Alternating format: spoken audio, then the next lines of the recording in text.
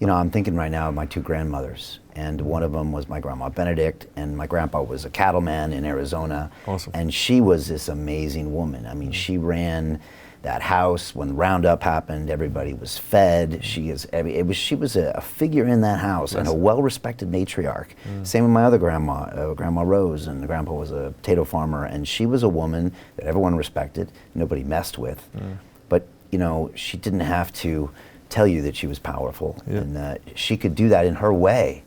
And I love strong women. Matter of fact, I prefer a strong woman in the crowd. Just like as all of us, we want strong people around us because it makes us feel comfortable, like we're in the right tribe. 100%. Well, it has been kind of co-opted in a weird way. Indeed, I like that word, matriarch. I think it's an honourable thing to be a patriarch. I don't believe in smash the patriarch. I think all men should aspire to be patriarchs, leaders of their tribes. In the same way, matriarch, be that female leader of your family unit and leading the house. It's a beautiful thing.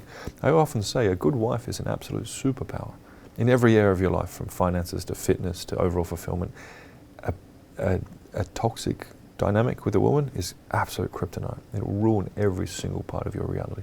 It's a very important decision for a man to make. Yes, mission is primary, right? That's what leads to our fulfillment, going out seeking struggle with the brothers, conquest, building. But the single most important decision that a young man can make is who he chooses to let into his family. You know, there's the birth family versus the chosen family discussion. And who you choose to have kids with, that's a pretty lifelong, impactful decision. I don't think anyone's giving advice to young men as to what to look for. Just, oh no, any time you can get someone to marry you, get on that knee and try and make her happy. Is this sort of messaging of modern day culture? That's not going to result in anything other than resentment from the woman and a lack of sex in the dynamic, and the man feeling completely demasculated. And that's why you're going to get emasculated.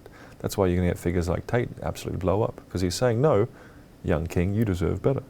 You don't have to go with essentially entitlement and laziness and just this combativeness that I see in a lot of Western relationship dynamics. It is okay to seek out a giving, submissive woman, as long as you're a naturally protective, caring provider and protector. Like it's that natural old dynamic that's been beaten out of the West, and you see it with antidepressant rates. You see it with divorce rates.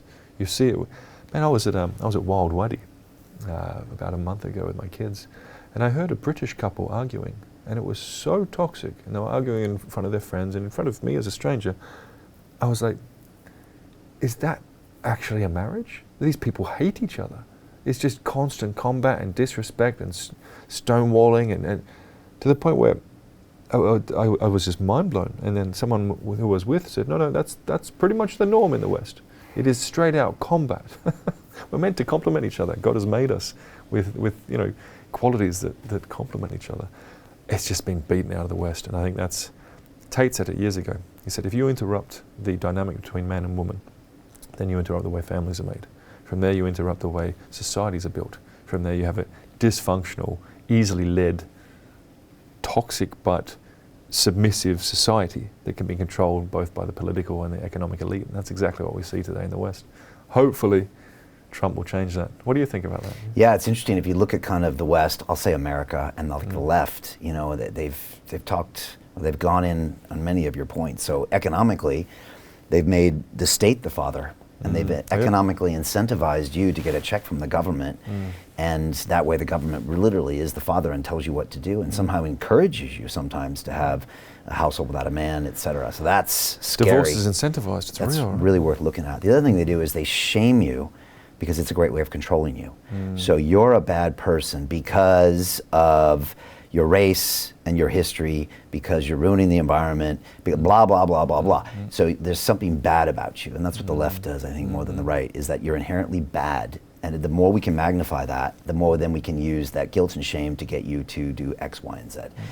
And like I taught through my academies for so many years, it's so hard to get someone to have an ounce of self-esteem to take their life to the next level. It's my job to make you feel great about yourself and to empower you. That's hard enough, and so when I see this happening, it kills me. And then the other thing they use is fear. And we saw that with COVID and the lockdowns, and just by dialing the fear up, they can control you in that way. Wild. I have a bit of a theory on how that's possible. To go back to your question, how is it that so many intelligent people can be so easily led as sheep? I've read a lot on sociology and you know, how we used to live as tribes, you know, thousands of years ago. And there was one author I was reading, I should remember the name in order to quote him, but I don't. Could have been a her. 150 people is the tribe size we're meant to be a part of. Now within that 150 people, you know, the natural sort of makeup of how things used to be, there can only be so many alphas. Because if there's a bunch of alphas without clear hierarchy, then they'll just kill each other, right? They'll literally fight to death. So maybe there's 3 alphas at different age levels and different capability levels, and they can change as the younger one gets stronger. So you've got 3 alphas in a tribe of 150 people, let's say half of them are men. All those other men have to be led to survive, or they'll get kicked out of the tribe because they're a threat. They have to be scared and careful, and their survival comes through them being subservient and being essentially told how to live and act by the alphas. So I think the vast majority of men, their natural programming on a survival level, even if it's not relevant anymore, but still it's deep brain stuff that changes slowly. You know, that part of us evolves very slowly over time, right? The majority of men are designed to be obedient, submissive, non-alpha types. And what you're talking about there is trying to bring perhaps that demographic up to the point where it's like, hey man, you want better for yourself, you deserve it, go and get that. It's a very difficult thing to do. So you're fighting against a very old survival instinct, and you're also fighting against every message that they get from every movie, from every song they listen to. It's wild how all-pervasive the training is. The programming is just everywhere. It's incredible. Is it by design, do you think? Is it conscious?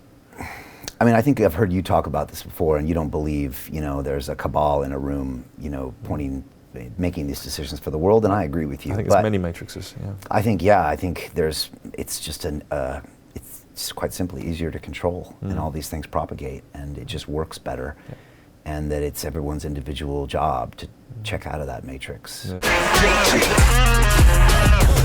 Hey, I know investing in crypto is scary.